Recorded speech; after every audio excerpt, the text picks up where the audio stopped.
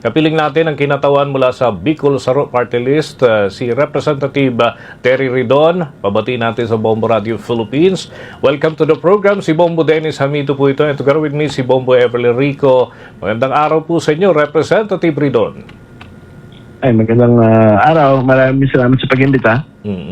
Unang-una, matapos yung maibasura ng plenaryo yung impeachment case against the President Ferdinand Bongbong Marcos Jr., ano na ho ang aasahan dito? And of course, siguro para ma-refresh yung atin hong mga kababayan, mga kabombo natin, ay ano ho yung kabuuan na magiging epekto ngayong nabasura na yung reklamo laban sa Pangulong Marcos, Representative Ridon? Well, alam po ninyo, pagkatapos po ng plenary vote, no, tapos na po yung proseso nito po impeachment po ni Pangulong Bongbong Marcos. No? So, nakakick in na rin po yung one-year bar rule sa kanya. So, meron po siyang isang taon na hindi po siya pwedeng kasuhan ng impeachment. So, from January 26, 2026 to January 26, 2027, January 27, 2027 pa lang po siya pwedeng kasuhan ng impeachment sa darating pong taon. So yun po yung immediate effect dito naman po sa impeachment ni Pangulong Bongbong Marcos. Okay. May tanong ko na din po, no? Dahil kasi nitong nakalipas sa mga araw ay sinasabi na yung impeachment against the President and the Vice President ay may significant effect sa ating ekonomiya, lalo na kung tatagal ho ito, no? Sa tingin ho ninyo, mapapawi na yung mga agam-agam at pangamba ng ilang mga negosyante at magkakaroon ho ito ng positibong epekto sa ating ekonomiya? Well, alam po niya, pagtingin naman ho talaga natin dito, irrespective of the effect on the economy, ito po ay trabaho ng Kongreso na gawin, ano? Bahagi ito na ating mandato, ito pong usapin po ng pagpapanagot. Tingin ko, mas malaki po yung maging epekto sa ekonomiya kung papabayaan ho natin nga hindi nasasagot o hindi man lang napag-uusapan. Ito pong mga mabibigat na mga usapin laban sa mga matataas pong opisyal. So, kung yung may concern doon sa magkakasabay po ng impeachment, tapos na po yung impeachment ng Pangulo, makapag-focus na rin po tayo doon sa impeachment naman po ng Vice Presidente. At syempre, layunin din natin na ma-dispose po ito sa pinakamaagang panahon. Ang akin hong katandem si Bombo Everly Rico, may ilang katanungan din po para sa inyo. Right, Representative Ridon, sa ibang usapin naman po, pwede niyo po ba kaming mabigyan ng insight dito sa magiging takbo po ng impeachment complaint laban kay Vice President Sara Duterte? Kasi po, 3 na yung inihain, pahabol pa po itong ininduruso nga po ni Representative Laila De Lima, and to make sure na hindi din po maapektuhan yung ibang trabaho po ng Kongreso.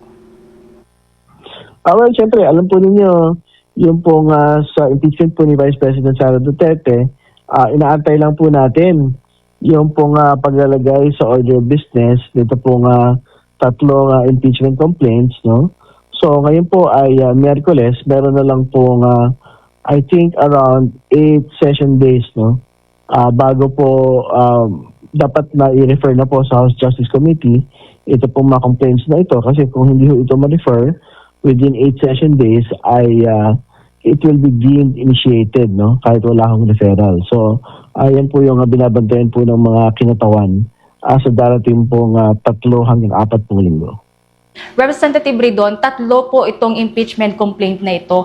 Nagkaroon na po ba kayo ng pagkakataon para ma-review po ito as early as now, kahit hindi pa po ito na-refer doon po sa House Justice Committee?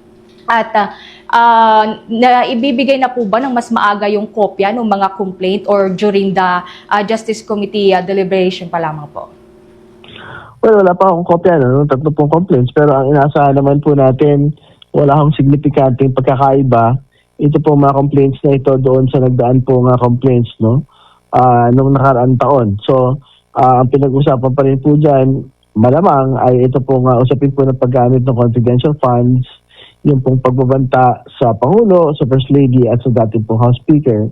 At syempre, ang pagbabago lang po dito sa mga complaints po na ito ay ito pong pagsulpot po ng Madriaga affidavit. No? So yan po yung mga titignan ho natin as soon as makakapunta na kopya mula po doon sa mga complainants. Alright. Bombo Dennis. Okay, nais ko lamang din pong maihabol na lang, kuna na lang din po namin kayo ng reaksyon. Hinggil dun sa mainit ngayong usapin tungkol sa Kalayaan Island Group. I heard the past, years, nakakausap din namin kayo regarding that. Dito ho sa issue ng, kumbaga, may mga na-blacklist, may mga na-ban na ng mga kababayan ho tayo na makapasok dyan sa Hong Kong, Macau at China dahil ho dun sa kanilang resolusyon ng pagkundina. Any comment on that, Representative Ridon?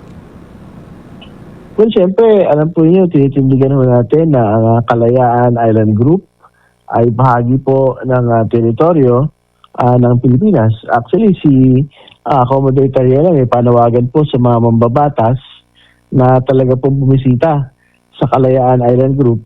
Nagpapahayag po ang mga miyembro ng Kongreso. Katulad po natin na handa ho tayo kung hindi ho pupunta yung mga senador na parang ang posisyon ay maka-China, meron pong mga miyembro po ng Kamara na bukas na sumama dito po sa pagbisita sa Pag-asa Island. Maraming salamat po sa pagtugon sa aming mga katanungan ngayong araw po na ito. Representative Ridon, magandang araw po. Maraming salamat po. Magandang araw. Mga kabombo, mga ka-Star Nation, nakausap po natin ang kinatawan mula sa Bicol sa Party List, si Representative Terry Ridon. For the most trusted source of news and information, visit our website at www.bomboradio.com. Follow us on Bombo Radio mobile app, Facebook, YouTube, TikTok, and X, formerly Twitter. Like, share, and stay connected. Anytime, anywhere.